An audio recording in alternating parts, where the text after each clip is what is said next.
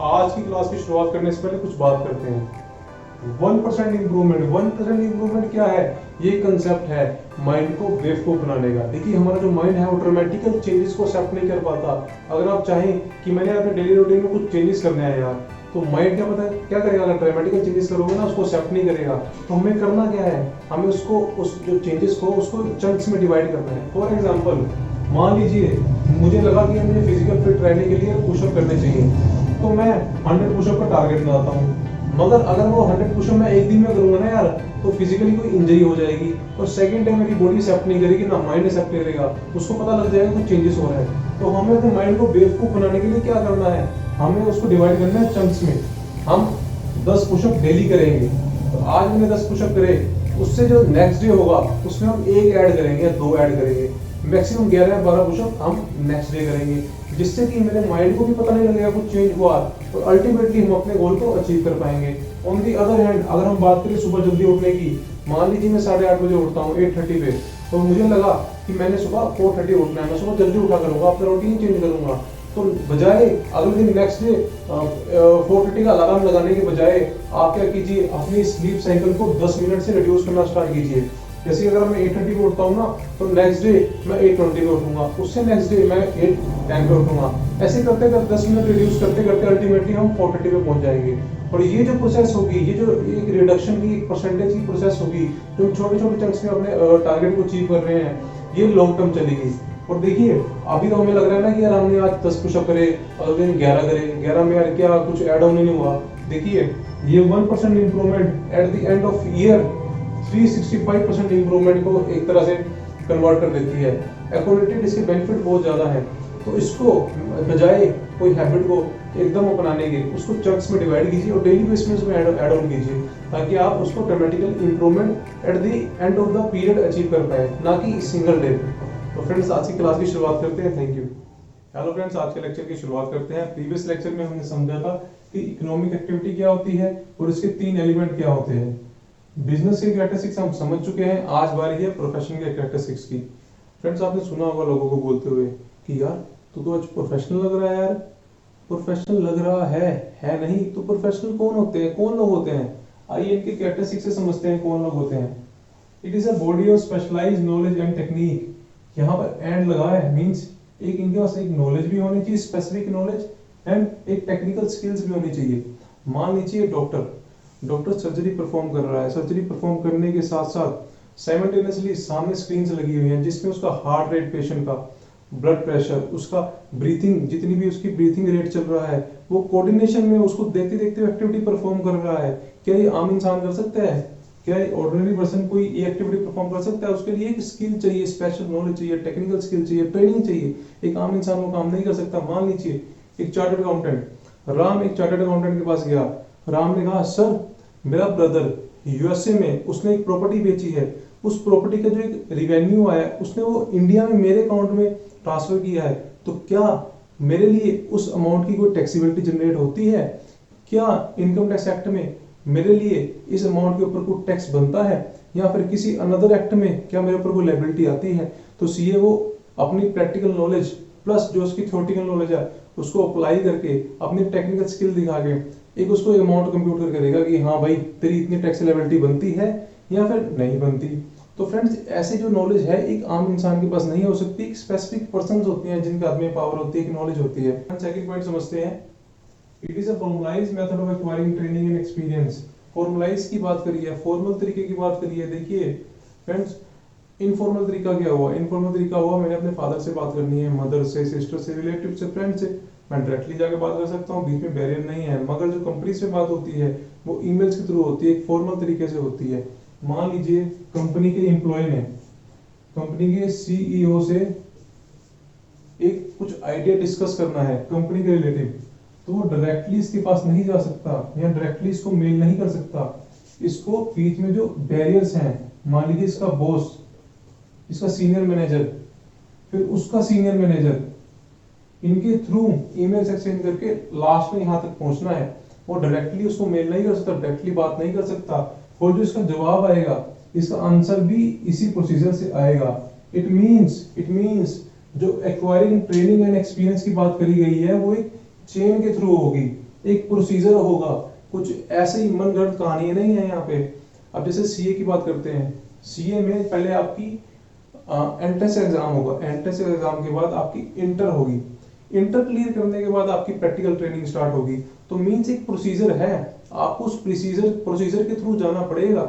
आप directly informal तरीके से डायरेक्ट एंटर नहीं कर सकते, आपको इसी तरीके से जो बताया गया उसी तरीके से काम करना पड़ेगा। अपन थर्ड पॉइंट पढ़ते हैं, establishment of representative professional associations. देखिए इसका मतलब क्या है, मान लीजिए एक पर्सन है राम, उसकी एज है 15 ईयर्स, उसके मदर फादर का अनफॉर्चुनेटली एक्सीडेंट होता है, उनकी डेथ हो जाती है एक्सीडेंट में, और मगर उसके जो पेरेंट्स हैं राम के लिए एक 100 करोड़ की प्रॉपर्टी छोड़ के गए हैं। तो क्या चांसेस हैं? नंबर 1, हो सकता है राम अभी छोटा है, बच्चा है, समझदार नहीं है, शायद वो पैसे का मिसयूज कर दे, या फिर उसके रिलेटिव, उसके फ्रेंड्स उसके पैसे का मिसयूज कर दें। तो हम कह सकते हैं कि जो पेरेंट्स का होना बच्चे के ऊपर एक बहुत जरूरी है, उसकी लाइफ को एक सही टारगेट देने के लिए, ताकि वो गलत अनएथिकल चीजों में ना पड़े। वैसे ही इन जो प्रोफेशंस हैं, जो प्रोफेशनल्स हैं, इनके ऊपर एक एस्टेब्लिशमेंट का होना बड़ा जरूरी है, एक बॉडी का होना बड़ा जरूरी है जो इनको रेगुलेट करे कि आपको काम कैसे करना है। आप एक पब्लिक फिगर हैं, अगर आप एक्टिविटी ऐसी करेंगे, अनएथिकल एक्टिविटी करेंगे तो पूरी इंडस्ट्री का नाम खराब होगा। तो इनके काम क्या होते हैं, क्या परफॉर्म करती हैं, इनके फॉलोइंग फंक्शन है, to regulate behaviour of its member. देखिए एक चार्टर्ड अकाउंटेंट का या एक डॉक्टर का बिहेव करना पेशेंट के साथ, क्लाइंट के साथ ही नहीं, पूरी एक सोसाइटी के साथ जैसे वो बिहेव करता है, उसके ऊपर बहुत इफेक्ट पड़ता है हमारी इंडस्ट्री के ऊपर। मान लीजिए एक डॉक्टर ने पब्लिकली कुछ एक्टिविटी ऐसी कर दी जिसकी वजह से पूरी इंडस्ट्री में जो डॉक्टर्स हैं उनका नाम खराब हो गया, तो हम कह सकते हैं ना कि डॉक्टर्स और प्रोफेशनल्स मान लीजिए इनका बिहेवियर रेगुलेट करना बड़ा जरूरी है कि यार आप एक सभ्य समाज में रहते हैं, आपको लोग आइडियल मानते हैं, तो आपको क्या एक्टिविटी कैसे परफॉर्म करनी चाहिए हम आपको बताएंगे। To create code of conduct and guidelines. Code of conduct कैसे? देखिए जो रिस्की एरियाज होते हैं, जहाँ डबल ओपिनियन है, दो इंटरप्रिटेशन निकलती है, तो वहां अनएथिकल एक्टिविटी और फ्रॉड होने के चांसेस होते हैं। उस एरिया में, रिस्की एरियाज में इंस्टीट्यूट ने या जो ये एसोसिएशंस हैं, इन्होंने पहले से ही एक रूल्स रेगुलेशन बनाए हुए हैं कि इस एक्टिविटी को तो हम बताएंगे आपने कैसे करना है, अपना दिमाग नहीं लगाना। तो इससे क्या हुआ, उनके पास एक जो स्कोप था अनएथिकल एक्टिविटी करने का, वो खत्म हो गया। जिससे क्या हुआ, एक मान लीजिए एक जो इंटीग्रिटी है पब्लिक के माइंड में वो आएगी, हाँ यार ये ईमानदार है, क्योंकि जो अनएथिकल एक्टिविटी का उसका स्कोप ही हमने खत्म कर दिया, उनको कोड ऑफ कंडक्ट बता दिया, आपने ये काम ऐसे करना है, अपनी मर्जी आपकी नहीं चलेगी। तीसरी बात आती है to build up and promote image. देखिए कोरोना वायरस के दौरान डॉक्टर्स की इमेज काफी इंप्रूव हुई है, क्योंकि पास्ट फ्यू इयर्स में डॉक्टर्स की कुछ एक्टिविटी डॉक्टर्स ऐसी एक्टिविटी में इन्वॉल्व हो चुके थे जहां पे उन्होंने अनएथिकल काम किए थे, उसकी वजह से उनकी इमेज डाउन जा रही थी। मगर कोरोना वायरस के दौरान डॉक्टर की इमेज काफी बिल्ड हुई है।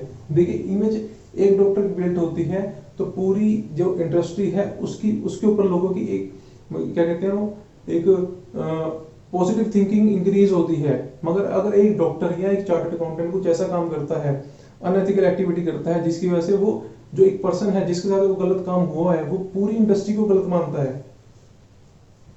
और फोर्थ पॉइंट आता है टू प्रिस्क्राइब मिनिमम क्वालिफिकेशन। देखिए ये बॉडी कहती है, एसोसिएशन कहती है, भाई साहब आपको इतना तो पढ़ना पड़ेगा, इतना सिलेबस है, ये तो क्वालिफाई आपको करना ही पड़ेगा, तभी आप एक डॉक्टर या चार्टर्ड अकाउंटेंट एक लॉयर कहला पाएंगे, वरना नहीं, आपको ये तो करना पड़ेगा boss. To regulate entry in profession. कोई भी अनएथिकल बंदा प्रोफेशन में नहीं आ सकता। हम देखेंगे, ये बॉडी बोलती है, हम देखेंगे, ये हमारा जैसे जैसे पेरेंट्स होते हैं ना, वैसे हमारा माई बाप है, ये इंस्टीट्यूशन हमारा माई बाप है, ये बताएंगे हम आप गलत आदमी को अंदर नहीं आने देंगे हम। देखो सीधी बात। फ्रेंड्स, फिफ्थ पॉइंट है priority of service over economic consideration. देखिए अल्टीमेट ऑब्जेक्टिव हर इंसान का पैसा कमाना है, मगर जो एक प्रोफेशनल्स होते हैं ना, इनके ऊपर सोसाइटी की रिस्पॉन्सिबिलिटी बहुत ज्यादा होती है। जैसे कि मान लीजिए एक डॉक्टर है, डॉक्टर के पास एक पेशेंट आता है, पेशेंट क्रिटिकल कंडीशन में है, ब्लड निकल रहा है, उसको फौरन ऑक्सीजन की रिक्वायरमेंट है, तो डॉक्टर को बजाय पैसे की डिमांड करने से उसको इमीडिएटली एडमिट करना चाहिए, उसको डायग्नोज करना चाहिए, उसके बाद जो एक जो फॉर्मेलिटीज होती है उसको फॉलो करना चाहिए।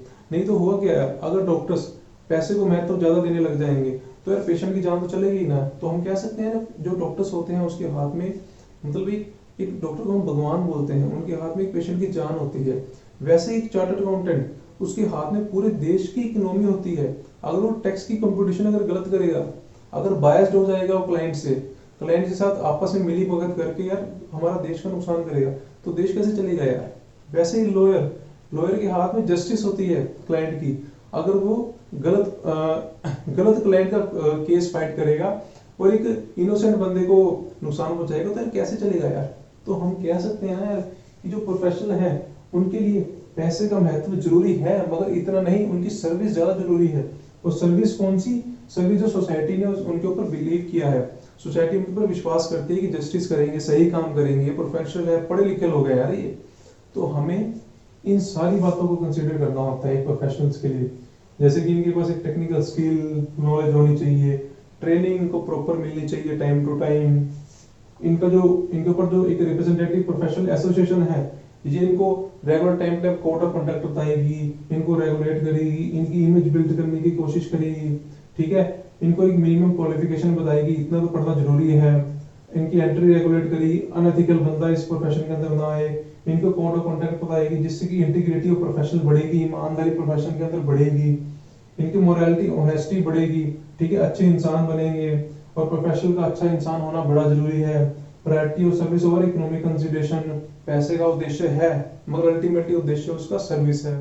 और फ्रेंड्स ये तो बात होगी यार समझने की, अब एग्जाम तक रिकॉल कैसे करें, याद कैसे करें, इतने सारे पॉइंट्स हैं और इतने सारे टॉपिक्स हैं, कैसे याद रहेगा यार।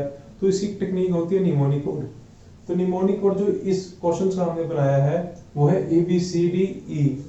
जैसे कि A for acquiring training and experience, B for body of specialised knowledge, C for code of conduct, D for डर मैंने किसका, एक जो हमारे ऊपर जो एसोसिएशन बैठी है वो जो हमें रेगुलेट कर रही है उसका डर, मींस एस्टेब्लिशमेंट और रिप्रेजेंटेटिव एसोसिएशंस, ठीक है। और E फॉर इकोनॉमिक कंसीडरेशन। देखिए इससे आपको इजी होगा रिकॉल करना एग्जाम में, और आपको ज्यादा एफर्ट भी नहीं करने पड़ेंगे और टाइम भी कम लगेगा आपको, जो सोचने में जो टाइम वेस्ट होता है हमारा, इसका पॉइंट का था, इसका पॉइंट का था, ABCDE से आप इंस्टेंट आपको याद आ जाएगा। तो फ्रेंड्स इसी के साथ आज का ये लेक्चर है। अगर ये लेक्चर आपको अच्छा लगा तो प्लीज हमारे चैनल सब्सक्राइब करें। अगर हमारा कंटेंट आपके लिए जरूरी है तो प्लीज इसको शेयर भी करें अपने नियर डियर को, और बेल आइकन दबाएं ताकि आने वाली वीडियोस की नोटिफिकेशन आपको रेगुलर बेसिस पे मिलती रहे। Thank you so much.